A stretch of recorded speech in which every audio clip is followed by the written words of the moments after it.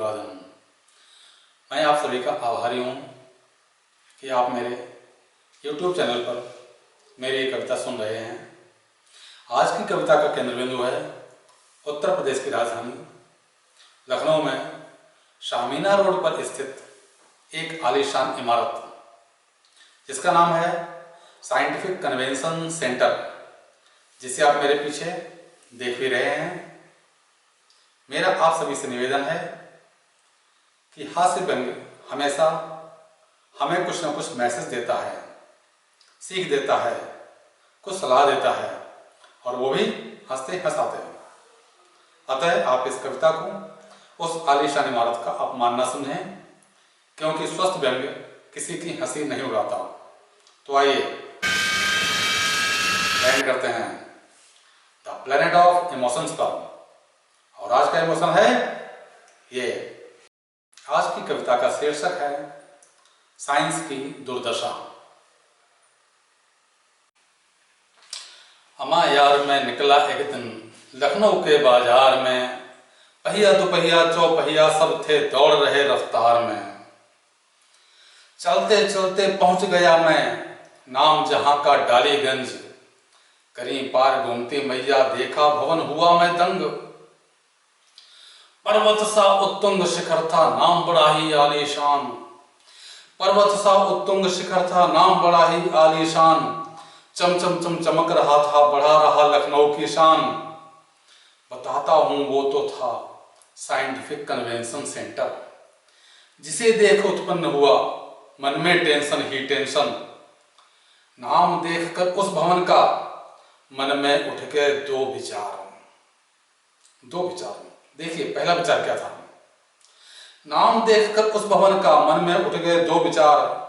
Scientific convention होते होंगे, हो रहा विज्ञान का प्रसार। दूजा विचार विचार नहीं, वो था बस लघु शंका सा। ये वाली नहीं, ये वाली। दूजा विचार विचार नहीं, वो था बस लघु शंका सा। तरीका शायद निर्माण का होगा पूरा पूरा साइंटिफिक सा। यानी दो विचार उत्पन्न हुए, पहला की साइंटिफिक कन्वेंशन होते होंगे और दूसरा की साइंटिफिक तरीके से बनाया गया होगा। आगे सुनिए। विचार किया निर्माण सभी अब होते साइंटिफिक तरीके से ही। सब कुछ बनाया जाता है मजबूती और सलीके से ही।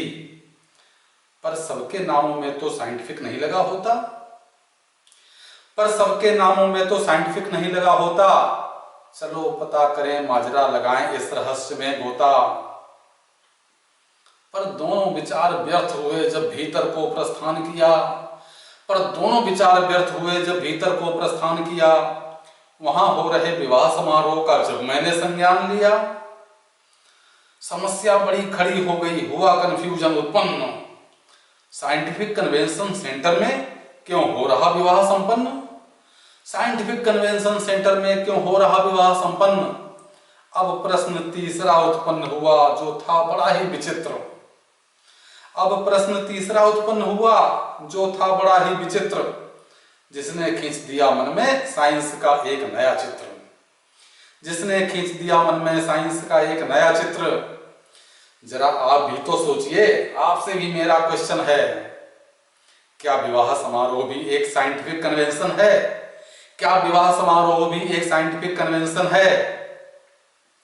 सोचता रहा विचारता रहा, विज्ञान की कई शाखाएं हैं।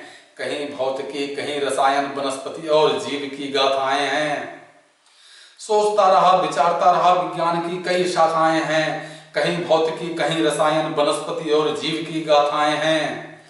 मंथन करते करते दिमाग का दही बन गया और आखिर में प्रश्न जीव विज्ञान से संबंधित लग गया। और आखिर में प्रश्न जीव विज्ञान से संबंधित लग गया। फिर क्या था, झटपट जीव विज्ञान की पुस्तक मंगाई और उसमें करने लगा विवाह समारोह की ढुड़ाई। फिर क्या था, झटपट जीव विज्ञान की पुस्तक मंगाई और उसमें करने लगा विवाह समारोह की ढुड़ाई। पढ़ते पढ़ते पढ़ते मुझे चक्कर आने लगे, तभी पास खड़े एक नेताजी माजरा समझ मुस्कुराने लगे। तभी पास खड़े एक नेताजी माजरा समझ मुस्कुराने लगे। बोले रे बेवकूफ, तू बहुत ज्यादा पढ़ा है, पीके वाला लुल्ल है, बिल्कुल भी नहीं कड़ा है। पीके मूवी आप सबको याद ही होगी। बोले अरे बेवकूफ, तू बहुत ज्यादा पढ़ा है, पीके वाला लुल्ल है, बिल्कुल भी नहीं कड़ा है।